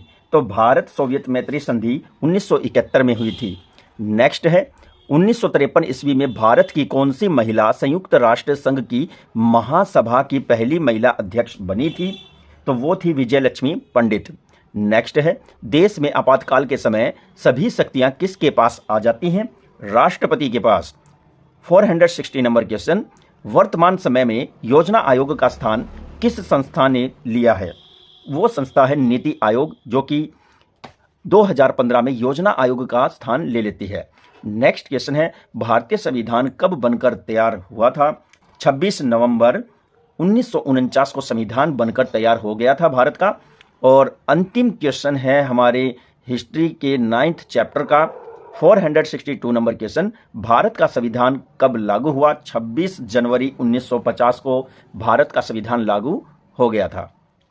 तो डियर स्टूडेंट, ये थे आप लोगों के चैप्टर नंबर 1 से लेकर के चैप्टर 9 तक के सभी चैप्टर से सभी तरह के छोटे क्वेश्चन हम आपको एक ही वीडियो में दे रहे हैं। और ये वीडियो देखने के बाद आप हमें ज़रूर से ज़रूर कमेंट करके ये बताएं कि आपको ये वीडियो कैसी लगी। और जैसे ही आपका सोशल स्टडी का एग्ज़ाम हो जाता है, उसके बाद भी हमें आप इस वीडियो का रिस्पॉन्स ज़रूर दें कि इससे आपको कितना बेनिफिट हुआ है, कितने क्वेश्चन हैं जो आप इसकी मदद से सॉल्व कर पाए हैं। और बहुत से जो कंपटीशन एग्ज़ाम की तैयारी करने वाले स्टूडेंट हैं, उनके लिए भी ये वीडियो एक ज़बरदस्त तरीके से उनको काम आने वाली है। अतः आप लोगों से हम निवेदन करते हैं कि आप इन वीडियोस को जल्द से जल्द लाइक कमेंट शेयर जरूर करें। और अगर आपने इस चैनल को पहली बार विजिट किया है तो इसी तरह की और भी ढेर सारी महत्वपूर्ण वीडियोस जैसे कि जीके, रीजनिंग और करंट अफेयर तथा स्टडी की जितनी भी हमारी वीडियोस हैं, एनसीईआरटी और सीबीएसई बोर्ड से संबंधित जो पाठ्य पुस्तकें हैं उनका एक्सप्लेनेशन, सभी तरह की स्पीच और न जाने कितनी यूजफुल वीडियोस हम अपलोड करते हैं, उनका नोटिफिकेशन प्राप्त करने के लिए आप इस चैनल को जल्द से जल्द सब्सक्राइब करें। इसी के साथ ही मुझे दीजिए इजाज़त। मैं संजय कुमार फिर से बेहतरीन वीडियो लेकर के आपके सामने पेश हो जाऊंगा। तब तक के लिए मुझे दीजिए इजाज़त। नमस्कार, जय हिंद। आप खुश रहें, बने रहें, कामयाब हो, आगे बढ़ते रहें।